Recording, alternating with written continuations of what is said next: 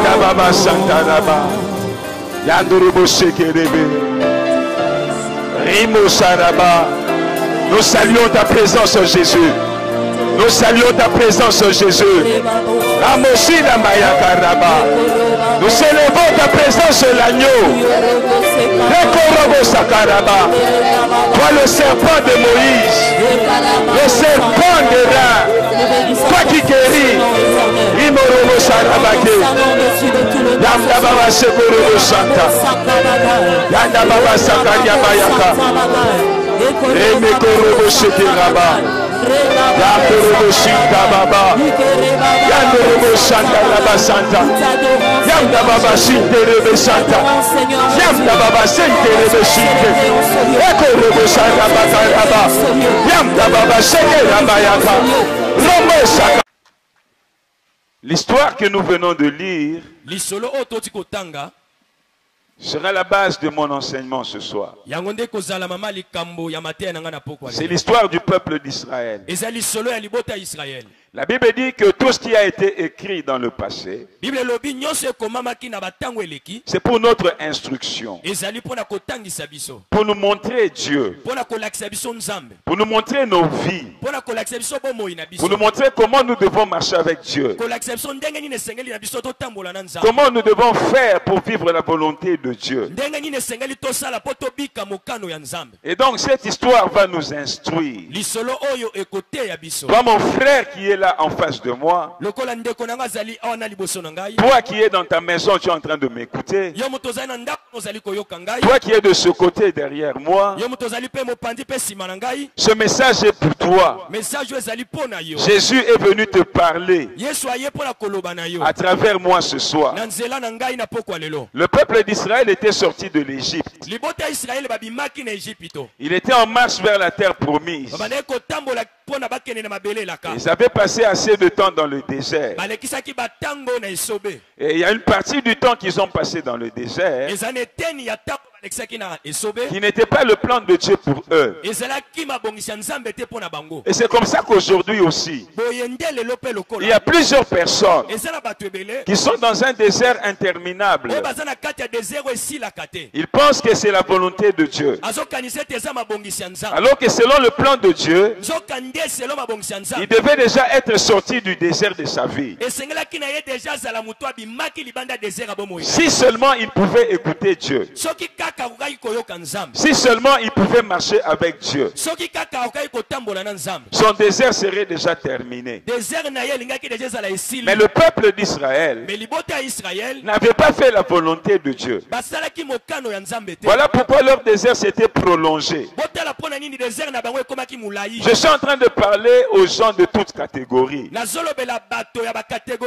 Il y a des chrétiens qui devaient déjà entrer dans la promesse de Dieu, qui devaient voir déjà le plan de Dieu s'accomplir dans leur vie. Mais à cause de leur façon de marcher avec Dieu,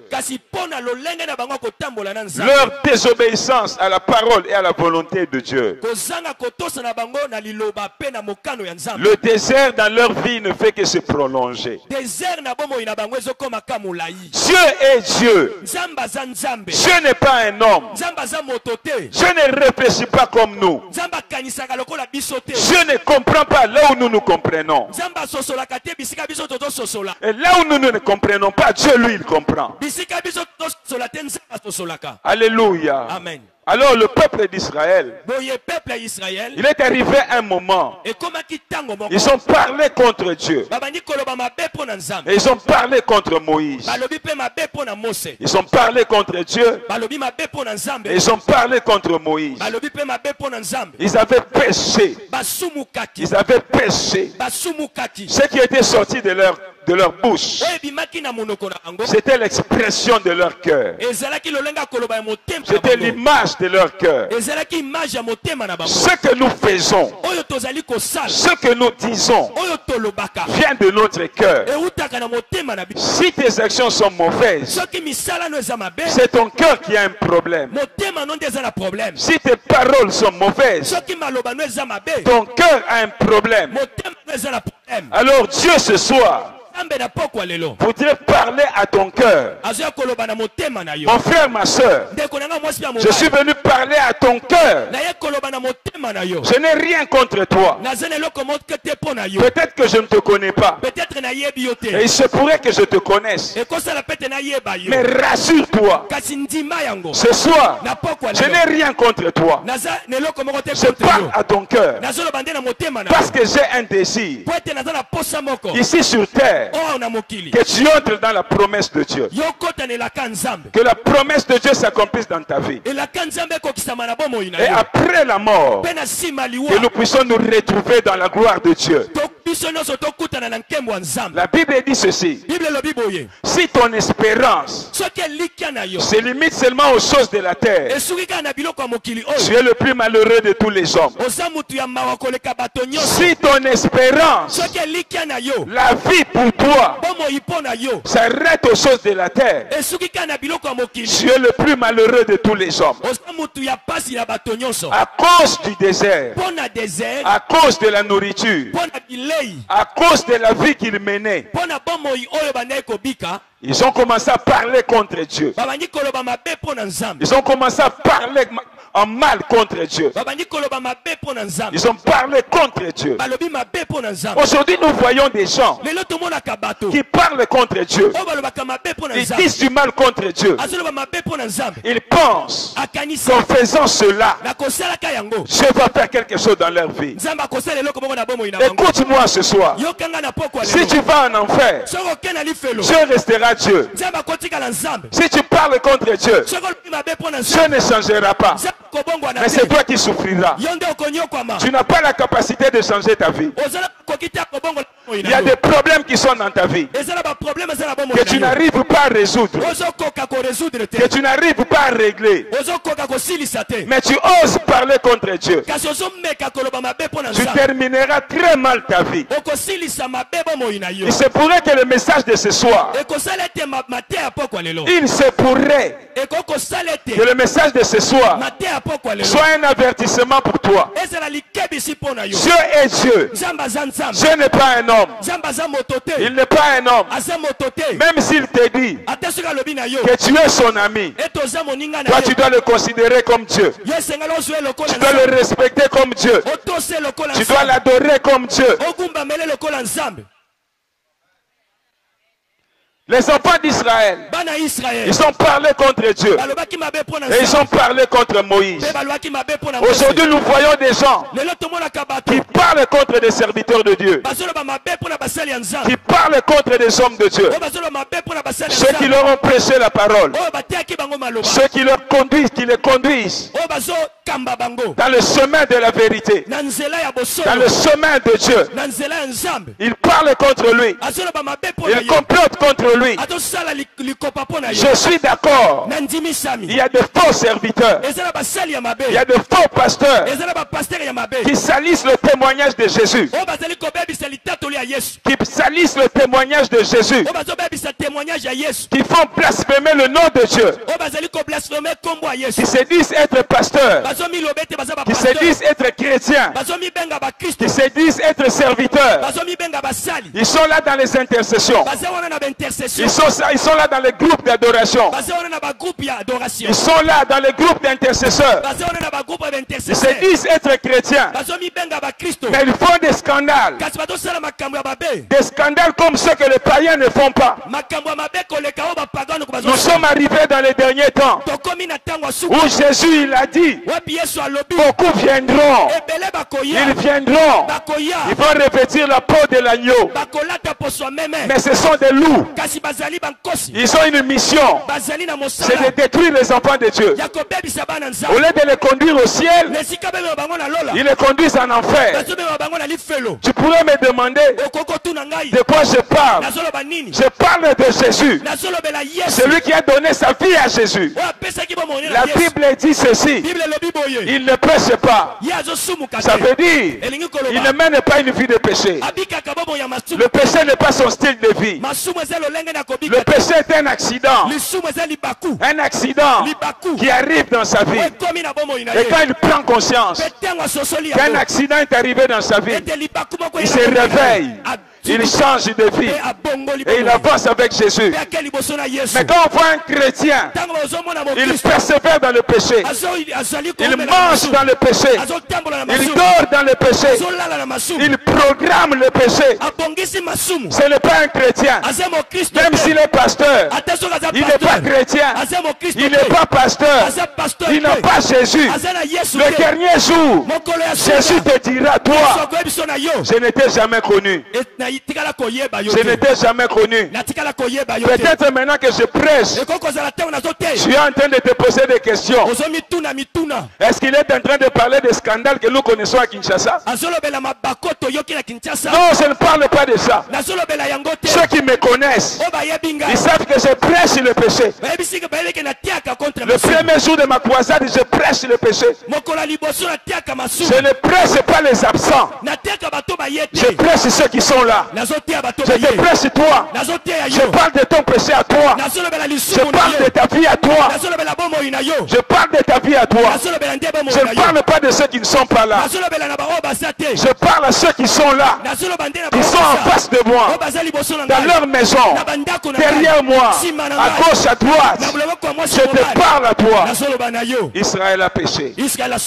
Quand Israël a péché, qu'est-ce qui s'est passé? La Bible dit, Dieu, il a envoyé des serpents brûlants.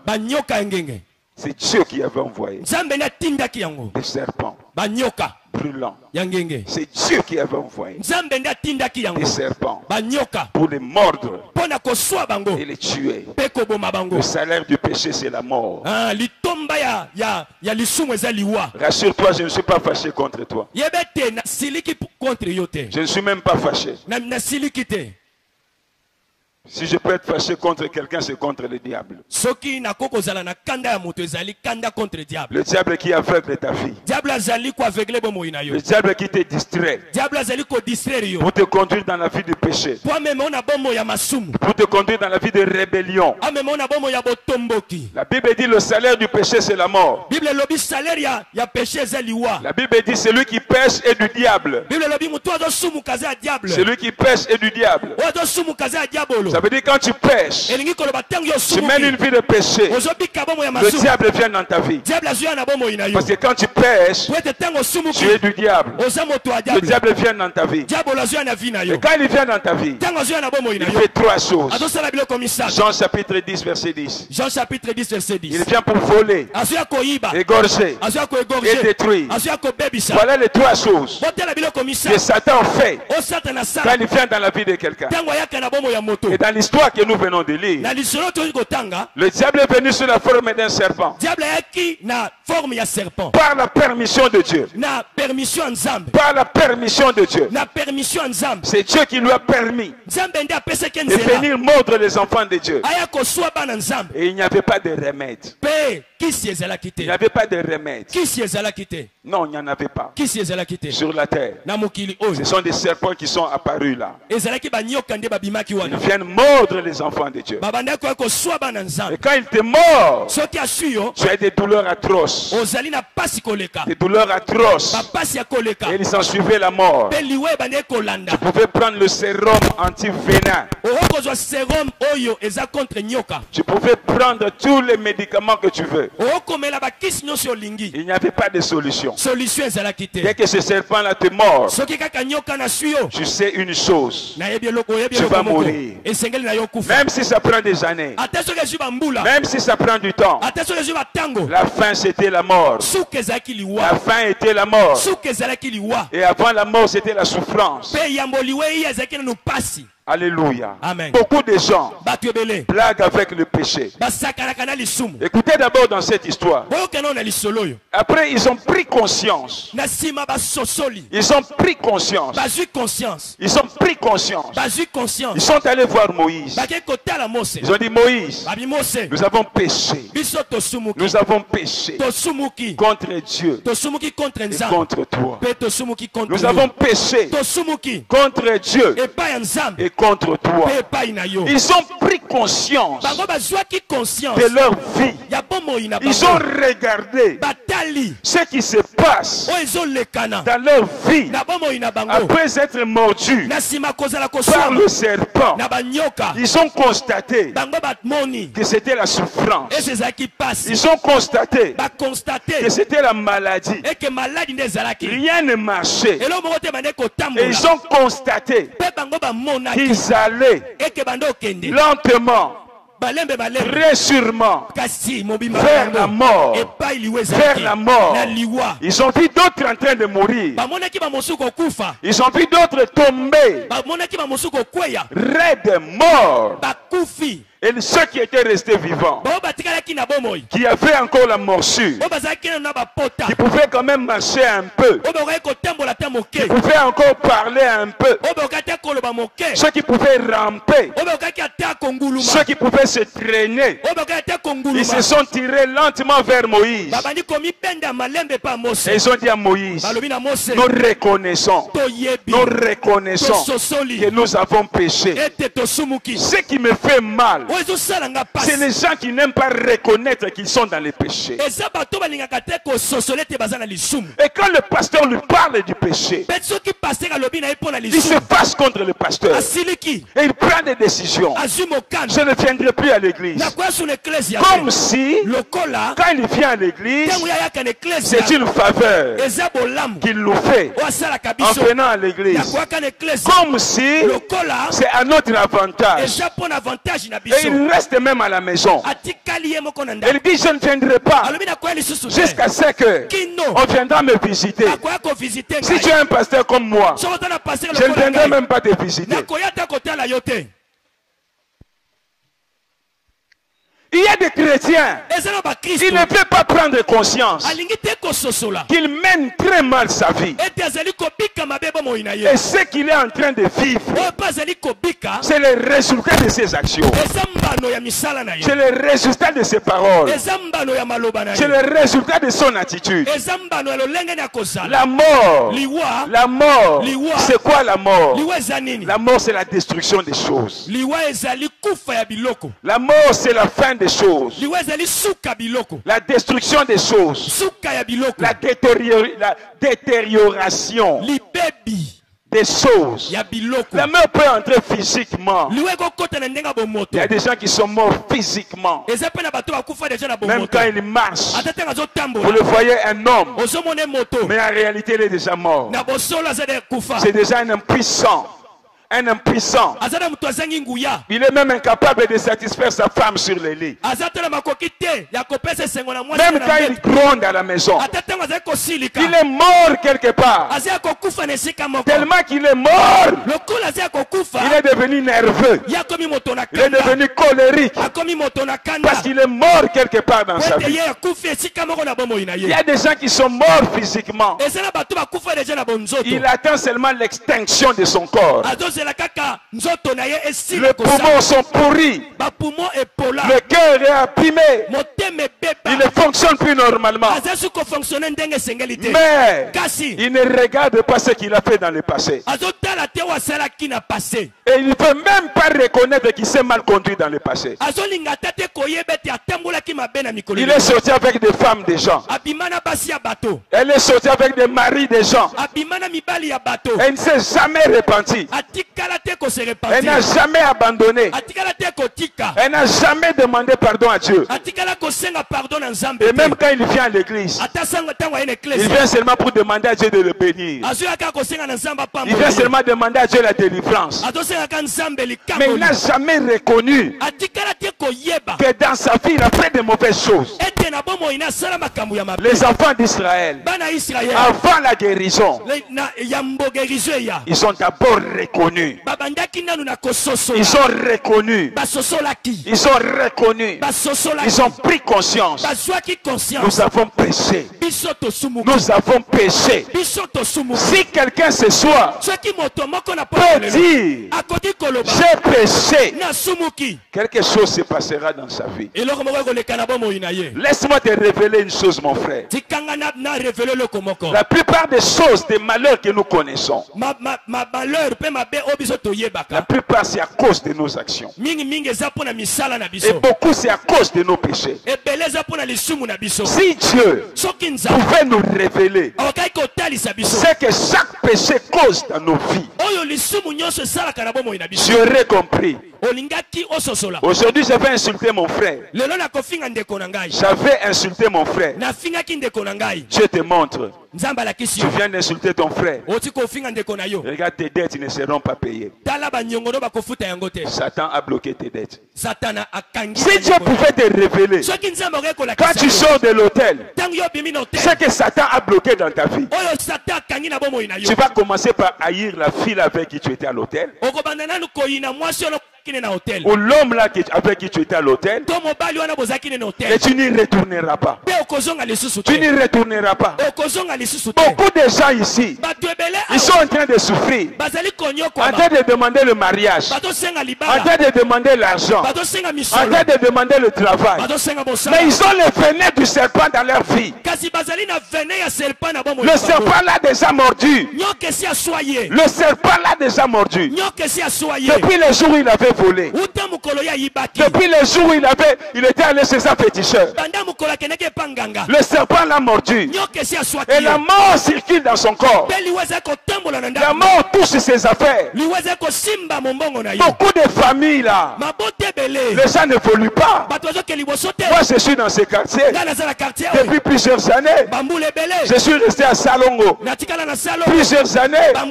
Tu vas voir des gens qui pouvaient évoluer, qui avaient des parents, qui avaient des moyens, mais ils n'évoluent pas dans la vie. Pourquoi? Il a le venin du serpent. Il a le venin du serpent. Le serpent l'a déjà mordu. Il est en train de marcher. Il parle, mais le venin coule. Le venin est dans sa vie. Le venin est dans ses affaires. Rien ne marchera quand tu mènes une vie de péché. Ça me fait mal dans le cœur. Tu arrives dans une famille, tout le monde est là, personne ne se marie. Ceux qui se marient, ils reviennent là, ils construisent des portes dans la parcelle de la famille. Personne ne peut aller loin. Dans une telle famille là, le venin est là. Le venin est là. Écoutez-moi, dans le désert, dans le désert, ceux qui avaient des enfants, il a accouché là, l'enfant naît, il prend son bébé, il laisse le bébé dans la tente, lui il sort pour aller préparer. Quand il a péché, le bébé n'était pas là, mais quand il a laissé le bébé, le serpent vient, il mord le bébé, le pauvre bébé qui ne connaît même pas, qui n'était pas là quand ses parents étaient en train de pécher. Il y a des choses que les parents ont fait. Les enfants sont en train de subir les conséquences. Ils subissent les conséquences. Vous allez voir des parents qui ont fréquenté des féticheurs, qui pour garder des postes au travail. Maintenant il est dans la retraite.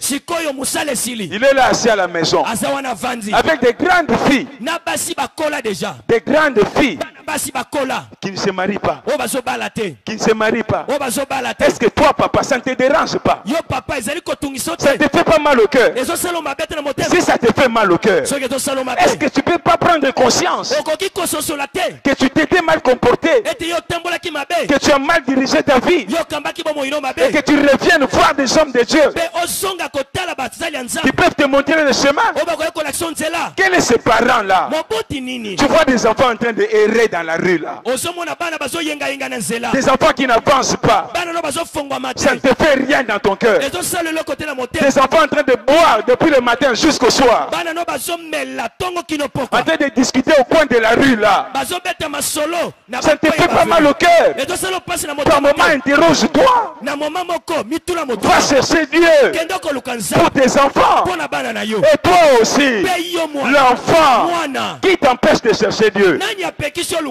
La Bible dit, tous ceux qui étaient mordus,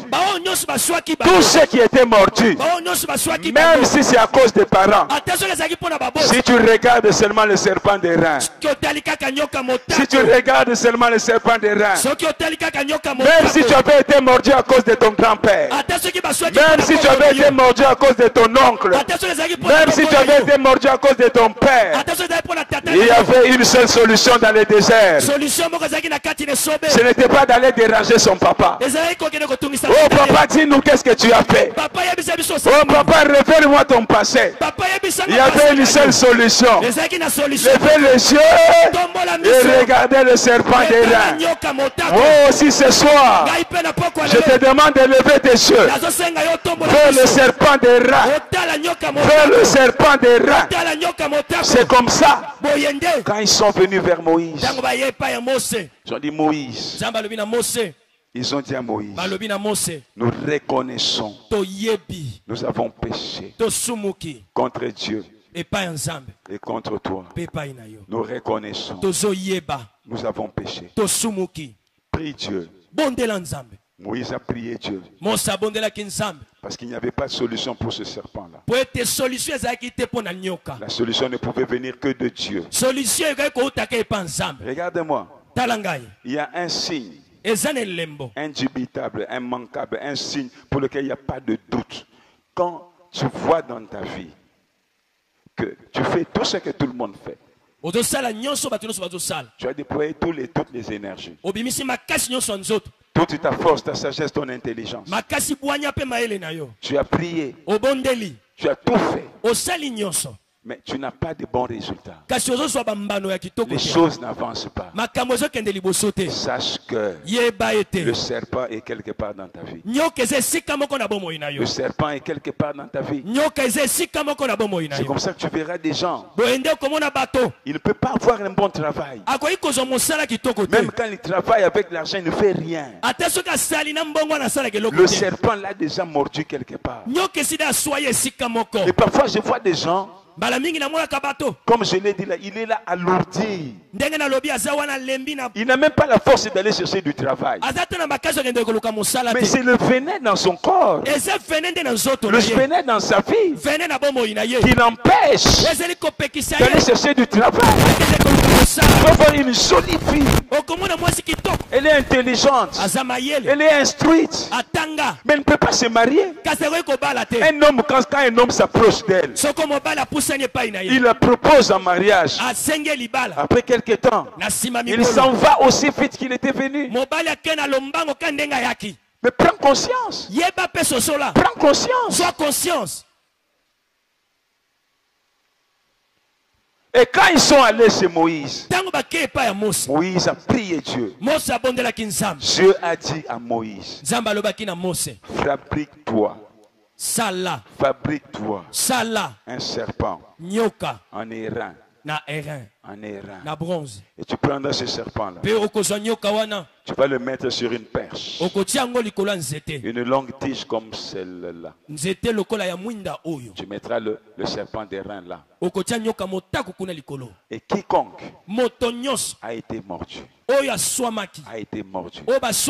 qui le regardera, il conservera la vie.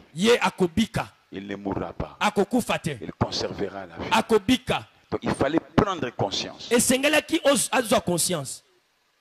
Premièrement, d'avoir péché. De reconnaître ses péchés. Amen. Amen. Reconnaître d'avoir mal conduit sa vie. Première chose. Deuxièmement, reconnaître que les conséquences que je suis en train de voir dans ma vie sont les conséquences de mes péchés. Et ensuite, comprendre que la solution n'est qu'en Jésus. En Jésus seulement. En Dieu seulement. Que Dieu seul peut apporter la solution. Comprends cela. L'âge avance. Tu te bats. Je dis l'âge avance. Tu es en train de te battre. Rien n'avance dans ta vie. Il n'y a que la mort sur la mort. L'échec sur l'échec. Alors que les gens avec qui tu as grandi, ceux avec qui tu as étudié, tu étais plus brillant que eux. Et ils prospèrent. Et ils avancent. Et ils évoluent. Pourquoi pas toi? Pourquoi pas toi? Les gens avec qui tu vas au marché, eux ils avancent, et ils évoluent. Pourquoi pas toi? Ne trouves-tu pas qu'il y a quelque chose d'anormal dans ta vie? Jusqu'à ce que tu comprennes que ce que je suis en train de vivre est anormal. Anormal. Alors tu rechercheras les bonnes solutions. Tu rechercheras les bonnes solutions. Que quelqu'un ce soir se dise, ce que je vis dans ma vie n'est pas normal.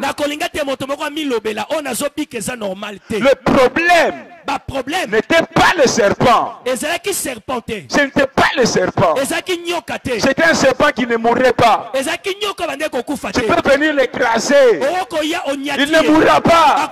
C'est Dieu qui l'avait envoyé. Il venait avec la permission de Dieu. Tu peux prendre le bâton. Tu le frappes, il ne mourra pas.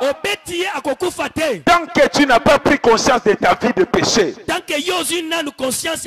Satan ne quittera pas ta vie. Le mari de lui ne quittera pas ta vie. Et tu ne te marieras pas. Et tu souffriras pour avoir l'argent. Quand tu auras un travail, ça terminera. Le diable, il a la permission de Dieu de troubler la vie de quiconque vit dans le péché. Il a la permission officielle de Dieu de troubler la vie de celui qui mène une vie de péché. Il a la permission de Dieu. Quand tu mènes une vie de péché, même si tu es chrétien, l'amour de Dieu fait que Dieu ne laisse pas le diable venir directement dans la vie des chrétiens. Dieu va commencer par t'avertir. Il va commencer à te prévenir. Il va commencer à te parler. Comme ce soir, je suis en train de te parler de la part de Dieu. Mais si tu ne peux pas écouter ce que je te prêche ce soir, un jour, tu viendras nous chercher. Ça risque d'être trop tard. Ça risque d'être trop tard.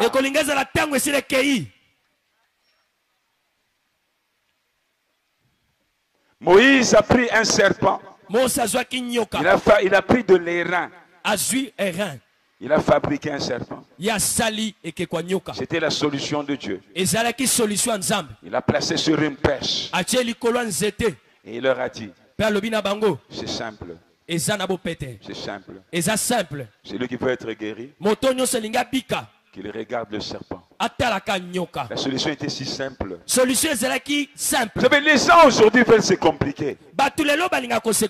Ils veulent compliquer les choses. Ils veulent compliquer leur vie. Quand vous lui dites quelque chose qui est simple, il ne peut pas te croire. Il ne peut pas te croire. Amen. Amen. Les gens veulent des choses compliquées. Quand tu lui dis, viens, passe entre mes jambes. Alors il dit, celui-là c'est vraiment un homme de Dieu. Quand tu allumes des bougies, tu mets là. Il dit, là il y a la puissance de Dieu. Quand tu prends de l'eau, tu dis, voilà, j'ai prié pour cette eau. Maintenant, va les jeter à la toilette, va jeter dans ton bureau. Il dit, ça c'est vraiment la puissance de Dieu. Mais c'est jour-là, je leur avais dit, regardez seulement le serpent. Et vous serez guéris. Vous serez guéris. Celui qui a été mordu, il va conserver sa vie. Quand il regardera le serpent des reins, tu pourras conserver ton mariage. Tu pourras conserver ta santé. Tu pourras conserver ton succès. Tu pourras conserver ta vie. Tu pourras la conserver en regardant le serpent des reins. Et le mystère du serpent des reins, c'est Jésus qui est venu le révéler. Dans Jean chapitre 3, ce que nous avons lu, il y a deux choses importantes que j'ai retenues. Il a dit ceci: Dieu a envoyé son Fils du ciel. Il est venu sur la terre. Et comme Moïse avait élevé le serpent, il faut de même et le Fils de Dieu soit élevé, afin que quiconque le regardera, quiconque croira en lui, ne périsse point, qu'il ait la vie éternelle. Je vous parle de la croix de Jésus. C'est à la croix que Jésus a été élevé. Le serpent sur la perche nous parle de la croix de Jésus. C'est lui qui veut être guéri ce soir. C'est lui qui veut être délivré ce soir. Ne regarde pas le pasteur Hubert. Je suis un homme comme toi. Il m'arrive aussi de fauter dans ma vie. Je suis un homme comme toi. Je me fatigue comme toi. Je prie aussi pour être guéri comme toi. Je te demande de lever tes yeux vers la croix de Jésus. De lever tes yeux vers Jésus-Christ, qui a été crucifié pour toi. C'est cela que signifie le serpent sur la perche. Dieu voulait dire deux choses. Premièrement, le serpent qui vous trouble sur la terre, quelle que soit sa puissance, sa force, sachez-le, il y a une puissance supérieure qui vient du ciel. Une puissance supérieure qui vient du ciel. Une puissance supérieure qui vient du ciel. Ça veut dire le serpent qui vous trouble, que vous n'arrivez pas à détruire, que vous n'arrivez pas à tuer. Il y a quelqu'un au ciel qui est capable de le paralyser, qui est capable de le neutraliser, qui est capable de le détruire, qui est capable de l'achever. Cet homme-là, c'est Jésus. Cet homme-là, c'est Jésus. Cet homme-là, c'est Jésus. C'est pourquoi la Bible dit: Dieu a tant aimé le monde, il a donné son Fils. Il est venu du ciel. Il est venu du ciel.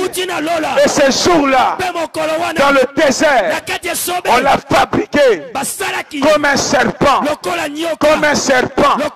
Mais pas un serpent brûlant, mais un serpent d'airain. Un serpent d'airain. Ça veut dire quoi? Si le serpent d'airain te donne la mort, lui est le serpent qui donne la vie. Lui est le serpent qui donne la paix. Lui est le serpent qui donne la guérison. Lui est le serpent qui donne l'élévation. Ça veut dire quoi encore? Si c'est un esprit qui te trouble, ça veut dire que lui est le grand esprit. Il est le grand esprit qui peut écraser tous les esprits. Ah, si quelqu'un pouvait entendre ça. Jésus est le grand esprit qui peut écraser les sorciers dans ta vie. Il peut écraser l'occultisme qui t'empêche d'avancer. L'occultisme qui a bloqué toute une famille. Lui, il est le grand esprit.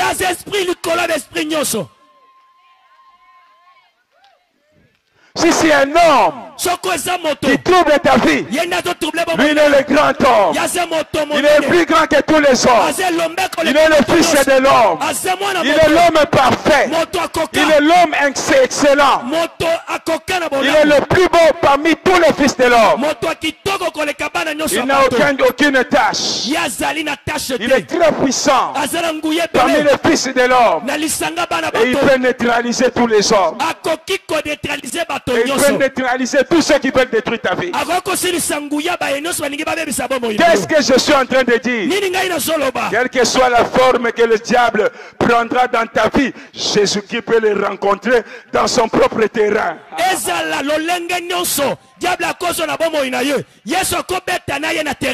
Le Jésus, il viendra affronter le diable dans son propre terrain. Si c'est dans la magie, Jésus l'affrontera là-bas. Si c'est dans l'occultisme, Jésus l'affrontera là-bas. C'est pour te dire, si ce soir tu peux croire en Jésus, croire en Jésus, je ne parle pas de n'importe quel Jésus, un Jésus crucifié comme ça là, qu'on peut mettre dans à l'épaule gauche, qu'on peut mettre dans nos maisons. Il est pendu sur un bois. Non, je ne parle pas de ce Jésus là. Je parle de celui qui est mort à Golgotha il y a plusieurs années. Il est ressuscité le troisième jour. Il est vivant. Aujourd'hui là, il est vivant. Et la Bible dit quiconque invoquera son nom, il sera sauvé. Il est venu sur cette terre à une époque où il n'y avait pas de caméra, où il n'y avait pas de photos, parce qu'il ne voulait pas que nous gardions ces effigies dans nos maisons. Il n'y avait pas d'effigies dans la maison. Je ne parle pas d'un Jésus dont on a des photos dans les églises. Je ne parle pas de celui-là. Je parle de Jésus de Nazareth, l'homme de Galilée, celui qui est invisible aujourd'hui, mais qui se révèle par ses œuvres, qui se révèle par ses actes. Il est vivant éternellement. Et quand on l'invoque, il se manifeste. Quand on croit en lui, il descend pour agir. Il descend pour agir. Il est le Dieu vivant. Il est le Dieu vivant. Le seul Dieu. L'unique Dieu. C'est lui Jésus. C'est lui Jésus. Oh, il est le Père. Et quand il veut venir sur la terre pour sauver les hommes, il devient le Fils. C'est pourquoi la Bible dit Jésus-Christ, il est Dieu manifesté en chair. Parce que Dieu est invisible. Le Père est invisible. Il a dit à Moïse, un homme ne peut pas me voir et rester vivant. Alors quand il voulait que les hommes le voient, il a revêtu la chair. Il a revêtu la chair. Il est entré dans le ventre d'une femme. Et il est né après 9 mois. Et il a marché sur cette terre pendant 33 ans. Pourquoi? Parce qu'il était venu payer le prix. Il est venu payer le prix. Nous terminerons demain. Nous terminerons demain. Il a parlé, il a marché 33 ans. Il a été crucifié à la croix. Crucifié à la croix. Crucifié à la croix. Crucifié à la croix. Pourquoi? C'est la deuxième révélation. Du serpent des reins. Du serpent des reins. Pourquoi Jésus devait être imagé par le serpent, qui est l'image de la malédiction, qui est l'image de Satan. Pourquoi Dieu a demandé qu'on fasse un serpent en airain, et qu'on le mette là? La Bible dit ceci. La Bible dit ceci. Celui qui n'a point connu de péché, il n'a point connu de péché, Dieu l'a fait devenir péché pour nous. Où est-ce que Jésus est devenu péché. Pour moi, c'était à la croix. Il a revêtu le péché. Et comme Dieu n'aime pas le péché, comme Dieu ne collabore pas avec le péché, en ce moment-là, Dieu s'est séparé de lui. Dieu l'a abandonné pendant quelque temps pour que le jugement du péché tombe sur lui. Tombe sur lui. À la croix, il a porté le péché. Il a porté le péché. Il est devenu péché. À la croix, il est devenu serpent. À la croix de Golgotha, il a porté mon péché. Il a porté mon impudicité. Il a porté mon mensonge. Il a porté ma cupidité. Il a porté mes avortements. Il a porté mes péchés à la croix. Et il me dit maintenant, si je peux croire, si je peux croire, si je peux croire, il est mort pour moi, pour mes péchés, il a porté mes péchés. Si seulement je peux croire, la Bible dit je serai sauvé. Je serai sauvé. Ça veut dire quoi? Il va me pardonner mes péchés. Ça dépasse les théologiens. Ça dépasse l'intelligence des hommes. Comment Dieu peut me pardonner? Seulement quand je crois que Jésus est mort pour moi. Je te donne la réponse. Tu ne comprendras jamais l'amour de Dieu. Ah, tu ne comprendras jamais l'amour de Dieu. Demain, je t'expliquerai une partie de l'amour de Dieu. Mais laisse-moi te dire ce qui se fera ce soir. Si tu crois que Jésus a porté tes péchés, si tu crois que Jésus est mort pour toi, pour tes péchés, Dieu te pardonnera ces péchés-là. Il va te pardonner ces péchés-là. Quelle que soit la dimension de ces péchés, quelle que soit la noirceur de ces péchés, la noirceur de ce péché, quelle que soit la rougeur de ce péché, quelle que soit la gravité de ce péché, Jésus est mort pour ça, pour que toi tu sois sauvé. Parce que Dieu t'aime. Parce que Dieu t'aime. Dieu ne désire pas la mort d'un pécheur. Oh, rassure-toi. Même quand je parlais du péché, laisse-moi te dire, je ne veux pas que tu meurs. Je ne veux pas que tu continues à souffrir. Ce que tu vis n'est pas la volonté de Dieu. Ce n'est pas la volonté de Dieu. Si tu peux m'écouter ce soir, si tu peux croire cette parole ce soir, quelque chose va se passer dans ta vie. Oh, je vois un homme dans le désert, en train de souffrir dans son corps. Il grelottait de fièvre. Il était là dans sa tente, en train de grelotter de fièvre. Il attendait de mourir. Il savait déjà, comme le serpent m'a mordu, je n'attends que la mort. Je n'attends que la mort. Il était là dans sa tente. Les gens marchaient dehors. Les enfants jouaient dehors. Mais lui ne pouvait pas marcher. Lui, il grelottait de fièvre. Il grelottait de fièvre.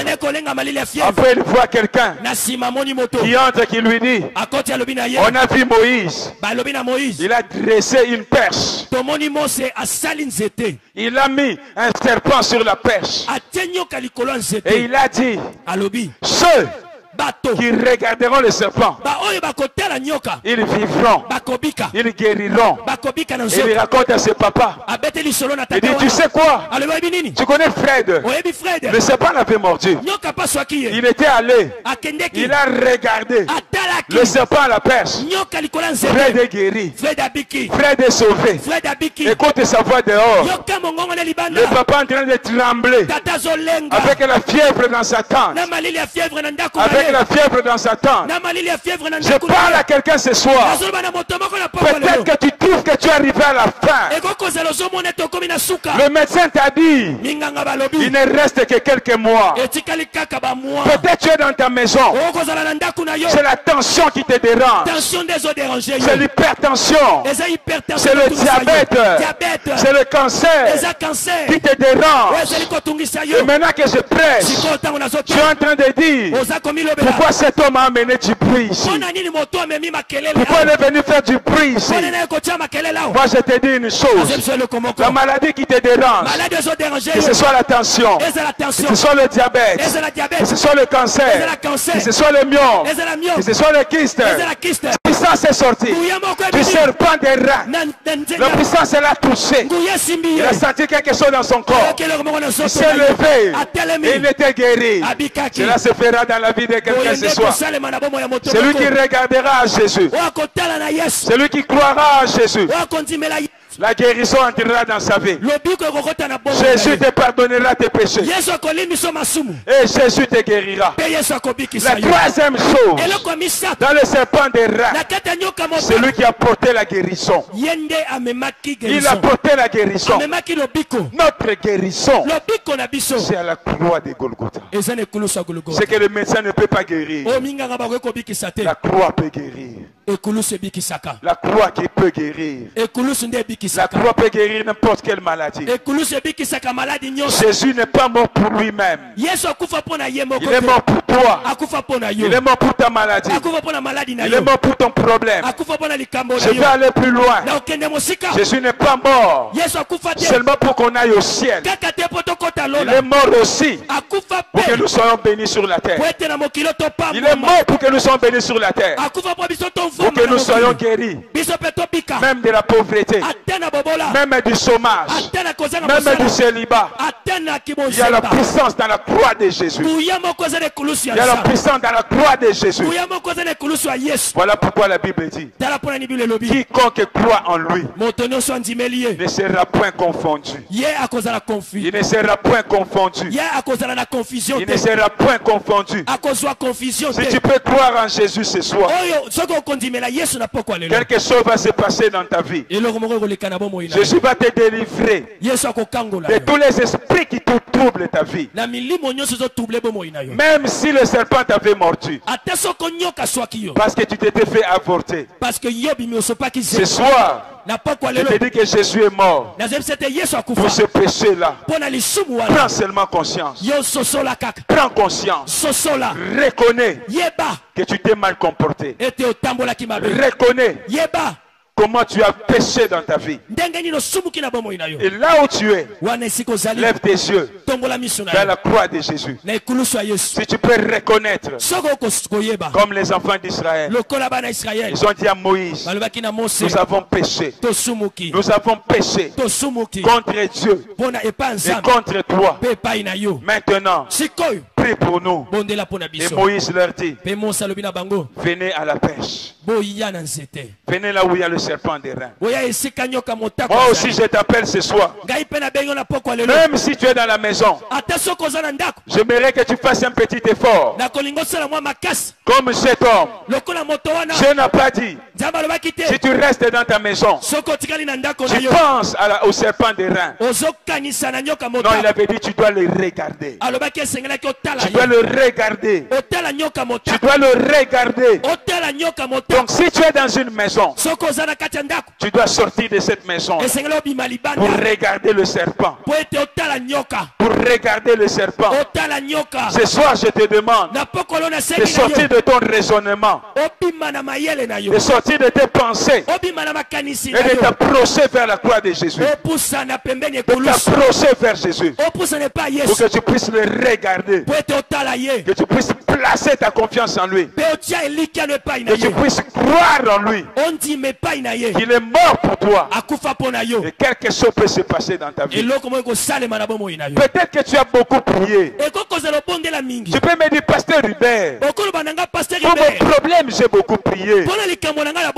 Ce soir, je te demande de prier par la foi au nom de Jésus. Ce soir, je te demande de prier par la foi à la croix de Jésus. Ce soir, soir, tu diras à Dieu, guéris-moi, parce que Jésus est mort pour ça. Ce soir, tu diras à Dieu, bénis-moi, parce que Jésus est mort pour ça. Ce soir, tu diras à Dieu, pardonne-moi, parce que Jésus est mort pour ça. Jésus n'est pas mort pour rien. Il est mort aussi pour le problème qui te dérange. C'est pourquoi nous allons prier ce soir. C'est ça, la quatrième révélation que j'ai pour toi du serpent des reins. Regardez le serpent. C'est invoquer Jésus. C'est appeler Jésus. Appeler Jésus dans sa vie. C'est ce que la Bible dit. Quiconque tourne vers lui le regard, il a le visage qui rayonne de joie. Peut-être que tu as tellement regardé vers le médecin. Tu as tellement regardé vers les hommes. Ils n'ont rien fait pour toi. Ce soir, tu vas invoquer Jésus. Tu vas prier Jésus dans ta vie. Et tu lui diras, je crois que tu es mort pour ça. Tu es mort pour mon péché. Pardonne-moi ce soir. Tu es mort pour ma maladie. Guéris-moi ce soir. Je veux être guéri. Parce que tu es mort pour ça. Je crois que tu es mort pour moi. C'est ce que nous allons faire ce soir. Voilà pourquoi je te demande de te lever. Je te demande de te lever. Nous allons passer un moment de prière. Un moment de prière. Je te prie de bien vouloir te lever.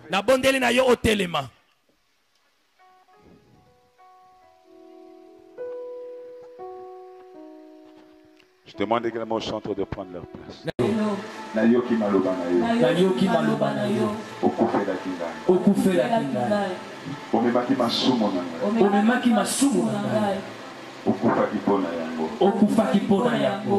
yango wana natambwisaki vi na ngai mabe lelo nazwi mokano. Je commande à la maladie qui était dans ton corps. Dans ton corps maintenant. Toi maladie. Au nom de Jésus-Christ. Au nom de Jésus-Christ. Libère le corps de mon frère. Libère le corps de mon frère. Libère le corps de ma soeur. Sois guéri maintenant. Sois guéri maintenant. Au nom de Jésus-Christ. Au nom de Jésus-Christ. Reçois la paix. Au nom de Jésus. Reçois la paix. Au nom de Jésus. Reçois la guérison. Au nom de Jésus. Au nom de Jésus. Toute puissance satanique qui troublait la vie de mon frère, qui troublait la vie de ma soeur, je t'ordonne de sortir au nom de Jésus. Puissance démoniaque qui troublait la vie de ma soeur, qui troublait la vie de mon frère, je t'ordonne. Rimo Sarabayaka Kapashike. Esprit de serpent. Esprit de serpent. Qui bloque les familles des gens. Qui bloque les filles des gens. Je t'anéantis maintenant. Je t'anéantis maintenant. Au nom de Jésus-Christ.